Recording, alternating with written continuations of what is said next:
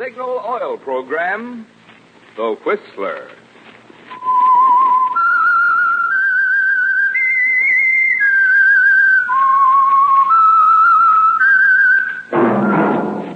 That whistle is your signal for the Signal Oil Program, The Whistler.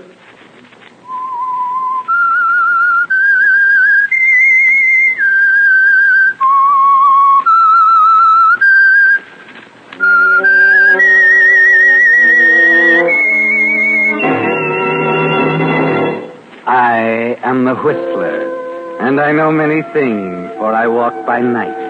I know many strange tales hidden in the hearts of men and women who have stepped into the shadows. Yes, I know the nameless terrors of which they dare not speak.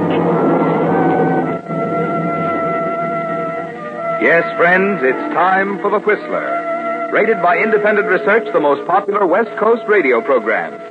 And remember, let every traffic signal remind you, with new Signal gasoline, you do go farther than ever.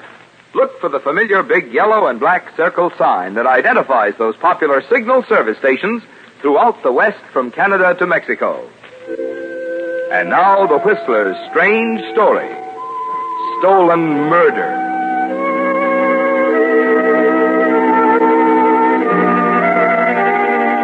Ken Broderick and Tom Barton had grown up together and were fast friends until Ken married Helen Johnstone. Helen had never liked Tom, not only because he was pasty-faced and sickly, but principally because of his influence in keeping her husband Ken in St. Augustine, Florida. According to Tom, they were going to write great American novels and bring the world humbly to their door. But Helen had other ideas. A letter to her brother, who was an important literary agent in New York, and she wangled a job for Ken as copywriter in a small Manhattan advertising agency. And so on that night of February 23rd, they were ready to say goodbye to Florida and to Tom Barton. Thank heavens, Ken, this is the last time we'll drive down this street. Look at it. 11 o'clock and everybody, absolutely everybody in bed. Yeah, I suppose. But you know we're liable to miss this old town after we've been in New York a while, don't you? Oh, Ken, that again, for heaven's sake. I can't help it. If Tom would only go along with us, it'd be different. Tom, will you do me a favor and forget Tom? When we got married, we were going to travel and meet people and do exciting things.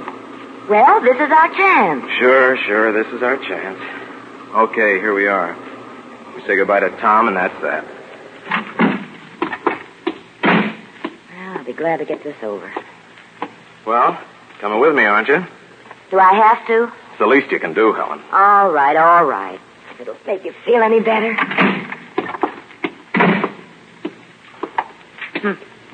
Looks to me as if he's already in bed, like the rest of the dear citizens. He's probably in back working on his book.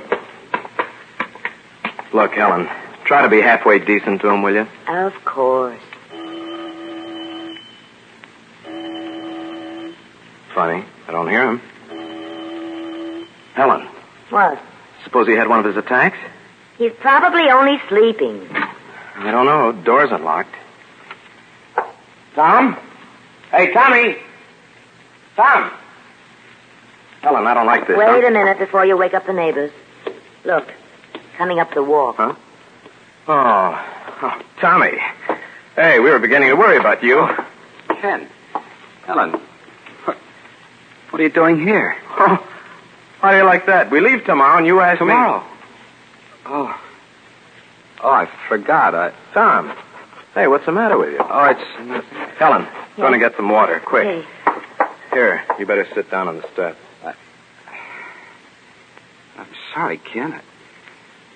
I'm all right now. Oh, the devil, you're all right. Tom, this is crazy. What you need is a good specialist. You can't go on like this. Now, if you'd only use your head and come to New York with us. New York? Well, sure, there's plenty of room in the car. We could get a good doctor for you and find out what this is all about. Yeah. How is he? I guess you're right, Ken. You are right. I will go with you tomorrow. You will? Oh, that a boy. Helen, did you hear that? Tom's going with us. Yes, I heard. Here, drink your water.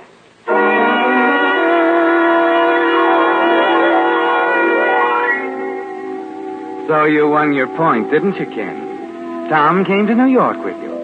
But somehow, after 6 months in the city, that doesn't seem to matter anymore. No, other things concern you now. Your dark, stifling apartment, your dreary job, your salary that will barely pay the bills, Helen scolding and scolding. And Tom? You don't even see him. He's convinced he's going to die. And he sits in his little room frantically writing day and night. Writing the great American novel, remember? And then late one night he calls and insists that you come down to see him right away. It's nearly midnight when you get there. What gives, Tommy? You're sick again, is that it? No. Sit down, Ken. Got something to tell you. You seen Dr. Hanson? No, it's not that. But that's why you came to New York in the first place. Listen, Hanson's the best there is, and you haven't even been near Look, him. I'm sick of doctors.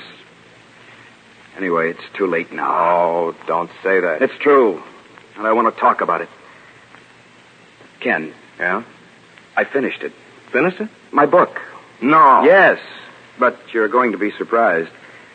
It's not the kind of thing we always talked about writing. It's a mystery story. Oh, great. I decided since I didn't have much time, I decided I'd write a book that would sell fast, and mysteries sell fast. So that's it, Ken. And, well, would you take it down to Helen's brother? Helen's brother? Yes. You said he was one of the biggest literary agents in New York. Oh, yeah. Well, if he likes it, he can get it read fast and published fast. If I just send it in cold, it'll take weeks, maybe months. I haven't got time to fool around, Ken. Oh, stop. I'm lucky if I last a month. Listen, will you cut out that kind of talk? If it'll make you feel any better, I'll take it to Bill tomorrow. Well, not tomorrow. It's in longhand. It'll have to be typed first. Oh, that's all right. Listen, I know where I can get a rush job done. Oh, swell. Now, listen, kid. You take care of yourself and just leave it to me. Oh, thanks, Ken. Thanks a million. And so you take poor, sick Tom's book and you get on the bus to go home. You decide to glance through it. But after the first page, you can't put it down. You ride past your stop, excited and amazed. Tom has done what all good writers do, written about the places and people he knows. He calls the town in his book Centerville, California. But it's St. Augustine, Florida, down to the last duffer sitting in the square. Somehow you manage to get home, and toward dawn as you turn the last page, it hits you. This is a bestseller. This book means money, fame. But Tom's going to die. And he hasn't any relatives. Such a pity, isn't it? All that money and fame and nobody to enjoy it.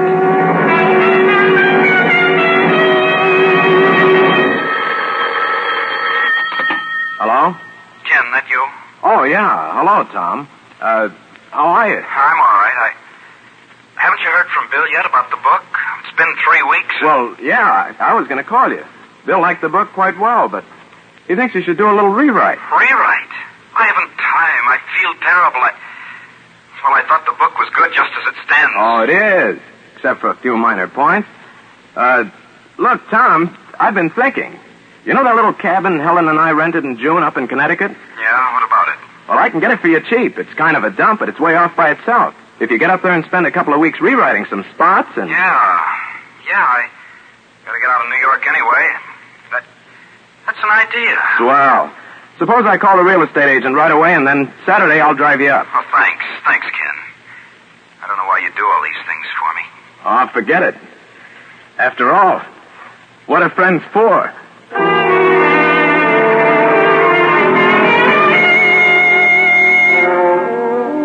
Yes, that's a question, Ken. What are friends for? Tom is grateful, of course, when you make all the arrangements and drive him up to Connecticut. He appreciates it when you spend the day helping him get comfortable in his new surroundings, and he doesn't suspect anything. But what would he say if he knew copies of his manuscript had gone to the publisher with your name on it as author? Yes. What would he say if he knew you had stolen his work, perhaps the last work of his lifetime? What would he say if he could see you now in the office with Helen's brother? $1,000, Ken, and that's just the advance. I don't know why the devil Helen never told me you could write like that. Well, it takes time to get going. You're going now, all right. I don't know if I ought to tell you this, but... What's up? Well, I sent copies of your story out to Hollywood, and I got a tip-off. It's just grapevine so far, but one of the studios is interested in the book for their biggest star. Pictures? Oh, my gosh, I never They dreamed thought the characterization of the victim DeWitt was out of this world. In fact, all the characters. Oh, gee. When will you know definitely? Probably tomorrow. Better stay by your phone because we want to close the deal quick. And if we get the answer I think we'll get, you're practically a rich man.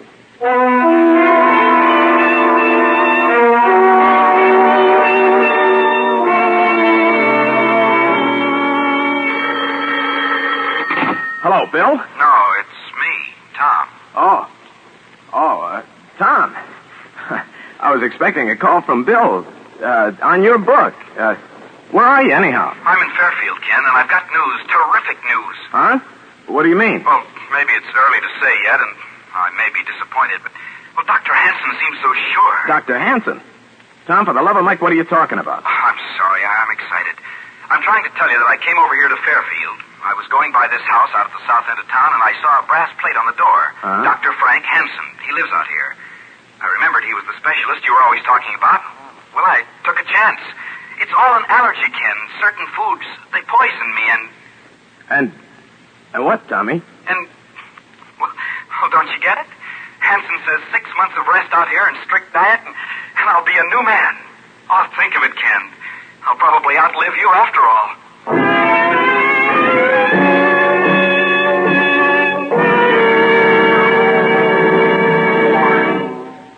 With the prologue of Stolen Murder, the Signal Oil Company brings you another strange story by The Whistler.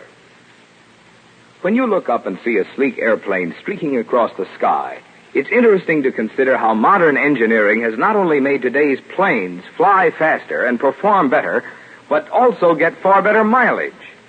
Well, that's interesting, because in much the same way, science has increased the mileage of new Signal gasoline by increasing its performance. You see, when science rearranged the atoms in gasoline molecules to put improved performance into new Signal gasoline, they not only gave you quicker starting, faster pickup, and higher anti-knock, but by helping your motor perform more efficiently, they also made new Signal gasoline go farther than ever. Well, that's an important point to remember. It's the same qualities in gasoline that get extra driving pleasure from your motor that also get extra mileage. That's why Signal says look to your speedometer for the best proof of gasoline quality. It takes extra quality to go farther. And Signal is the famous Go Farther gasoline. And now, back to the Whistler.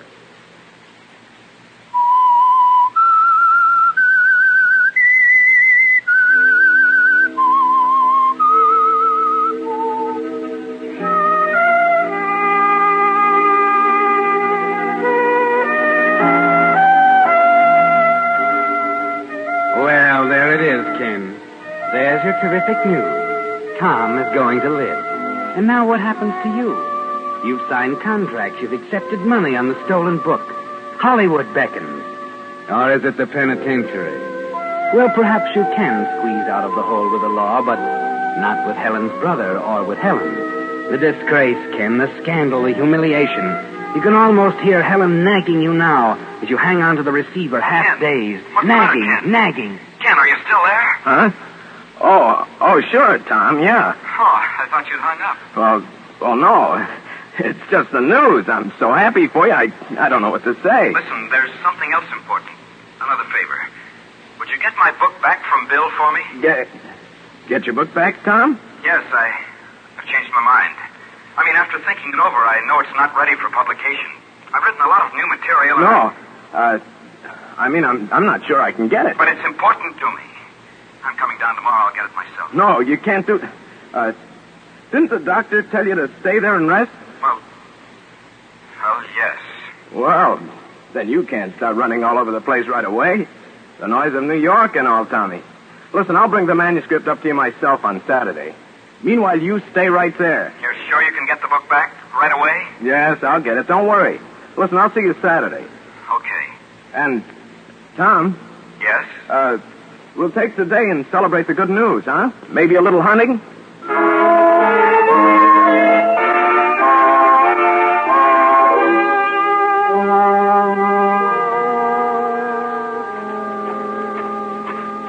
Hiya, Muscles. How's Trick?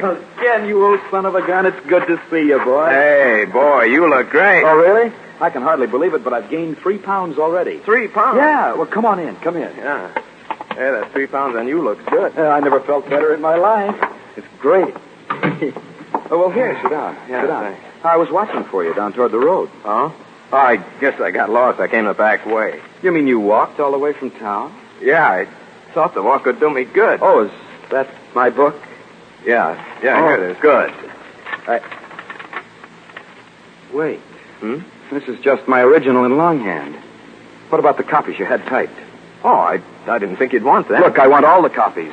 These revisions, Okay. I'll send them to you after I get back. Helen said to say hello. Oh? How is she, anyhow? Fine, just fine. He's been bothering her a little. In fact, I was glad for an excuse to get out of town myself. Then you are going to spend the day. Spend the day? Sure. We're going after rabbits, aren't we? Oh, you know, like sure. the good old days down in St. Augustine. Well, I don't know if we'll really find any rabbits. Don't remember seeing one since I've been up here. But no harm in looking. Swell. You've got your shotgun up here, haven't you? Uh-huh. It's on the mantel. I'll get it. Oh, unless you want to rest a while. No. Let's get it. Let's get all the fresh air we can. I don't get out much, you know. Okay. We can't go far, though. Doctor's orders. That's right. We won't go too far. Well, here's old Betsy.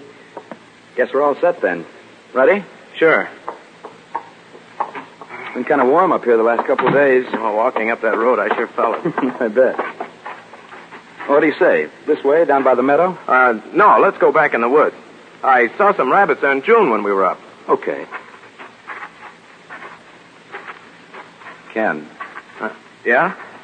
Something the matter? Something on your mind? No, I was just thinking. Tommy, it's been a long time since we've done this, huh? Yeah. A lot's happened. Gun loaded, Tommy? No, not yet. Fine thing, hunting rabbits with an empty gun. You know, Ken, you don't look so well. No? You ought to give up that job and get one up here in the country Hey, where you... there's one over there. Yeah, I see him. Get a beat on him. Oh, you knocked the end over, huh? I sure did. Looks like a beauty. Yeah. Now, how's that for a shot? Good, going. Nice and fat, too. Well, we'll have rabbit stew, Ken. In you go, old boy. Now, come on, Ken. Where there's one rabbit around, there's bound to be a million more. Yeah, how about me taking the gun? Huh? I want to try my hand at knocking over a rabbit. Oh, sure. Here you are. Thanks. Tommy, listen to me. Now, listen to me close, kid. Tom, I want you to forgive me. Forgive you? What for? Tom, I'm going to kill you. Oh, no. Tom, I have to. It's your book, Tom. It's a great book, and they're publishing it. It's a bestseller. It'll make a fortune. And what are you saying? You said you got my book back. You said... I stole it. You stole it? I thought you were going to die. You thought so. You told me just a few weeks. Yes, And all that money, Tom, I couldn't resist it. I sold the book in my name. Look. And now you're going to live. But you can't. I can't help it, Tom. But I can't let you live. Ken, wait, listen. You can't do it. You won't get away with it. Listen to me, Ken. You're sticking your neck out. Tom!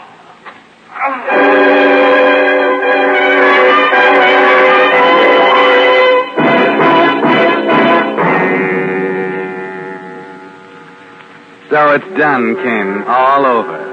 And you put the gun under the body just as you'd planned. But you're weak in the knees, and you don't know if you can get back into town unseen or not. And then suddenly you find strength you didn't know you had. Because through the brambles there's a sound. Hey! And a voice. Hey! Who is it? Did you get a rabbit? Hey! You dive for the embankment of a little stream and press yourself hard against the ground behind a rock. Hey! Good Lordy. You can see him now. A tall kid carrying a shotgun. And you hang onto your heart as he stops, looks at the body, and gazes slowly all around. Then he suddenly leans over, fumbles at Tom's jacket a moment, picks up the rabbit Tom shot, and sticking it under his belt, hurries off in the direction he came. And you, Ken, you lie there wondering if you'll ever breathe freely again.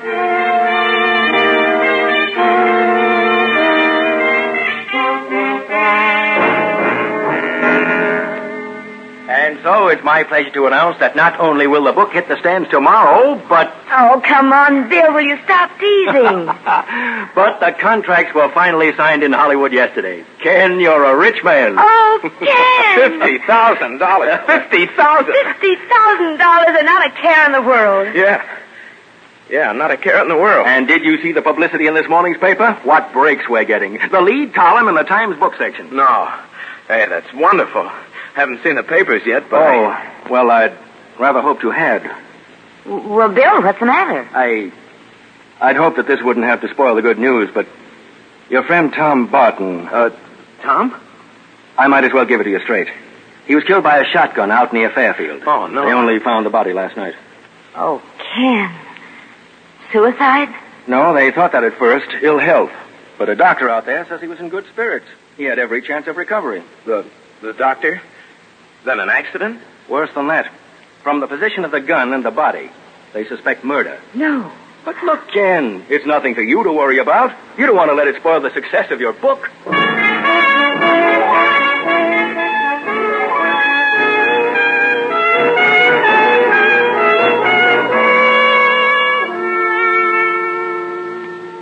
What was it you were thinking about, Ken?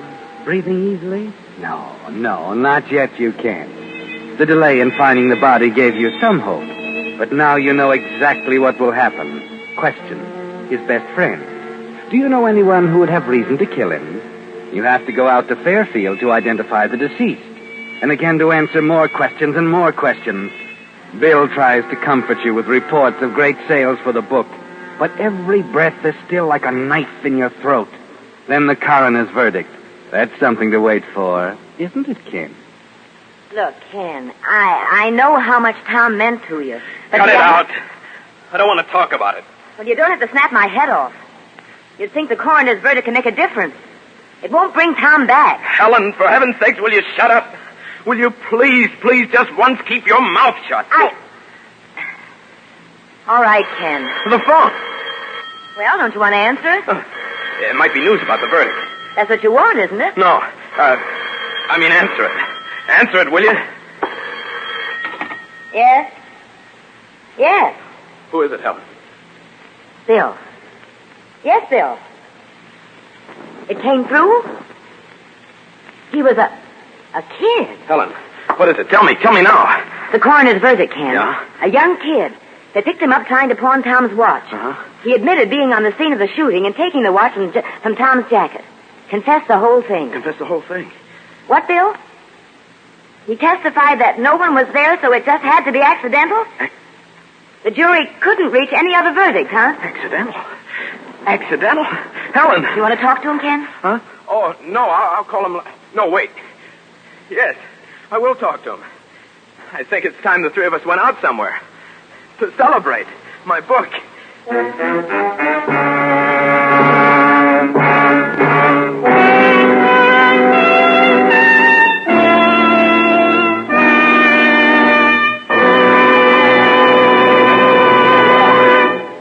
The Whistler will return in just a moment with the strange ending of tonight's story. Meantime, a word about that extra something you get when you have your car serviced at independently operated Signal gasoline stations. I'm talking about that feeling of confidence and well-being you have as you drive out, knowing that your car has been thoroughly and conscientiously taken care of. You see, Signal dealers, being in business for themselves, do go out of their way to give you the kind of job they're proud to stand back of.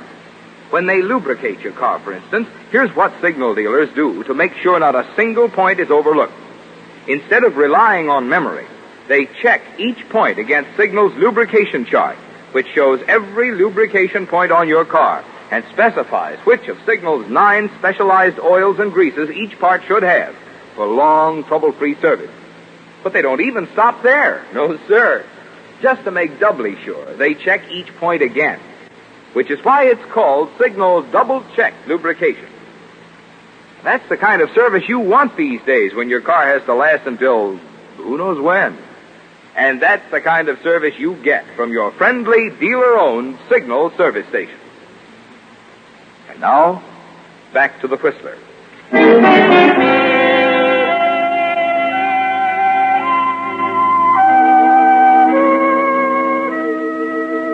Ken, it's all over. The whole chain of events that began on that night you left St. Augustine with Helen and Tom has come to an end. And as much as it surprises you, you find that you can breathe easily. You can breathe deeply the refreshing air of success and security.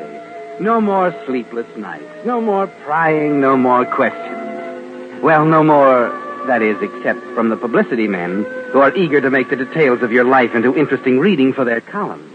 Well, I think that should give you all you need, Mr. Doherty.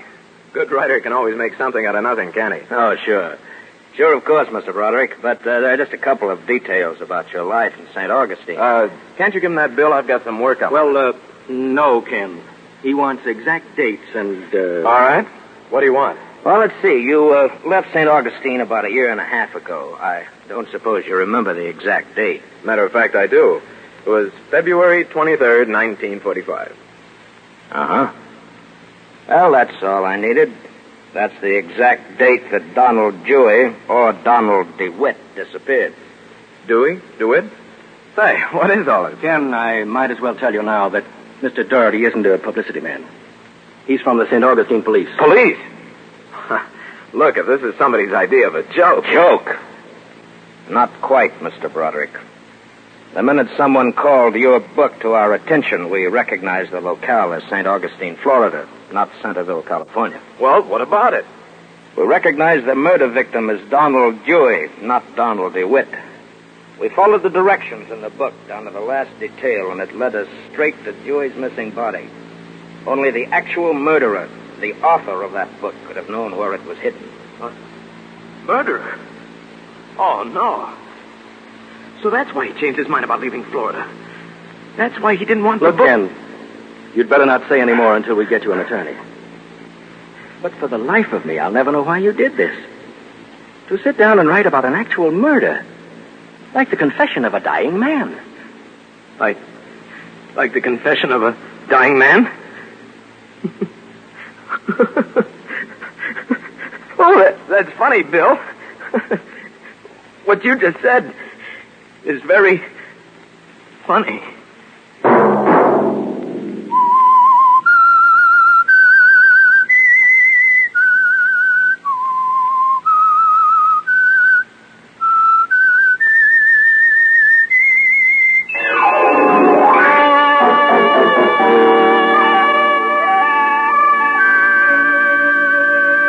Monday at 9 o'clock, The Whistler will bring you another strange tale. The Whistler is broadcast for your entertainment by the marketers of Signal gasoline and motor oil and fine quality automotive accessories, and by your neighborhood Signal dealer. Featured in tonight's program were Paul Frees and Howard Culver. This program, directed by George W. Allen, with tonight's story by Eleanor Beeson, music by Wilbur Hatch, is transmitted to our troops overseas by the Armed Forces Radio Service.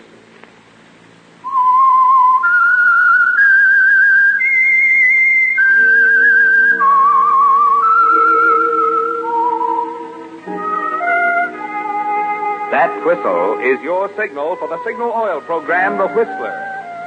This is Marvin Miller speaking, reminding you to look for those familiar yellow and black circle signs that identify those popular Signal Oil stations throughout the West from Canada to Mexico. This is CBS, the Columbia Broadcasting System.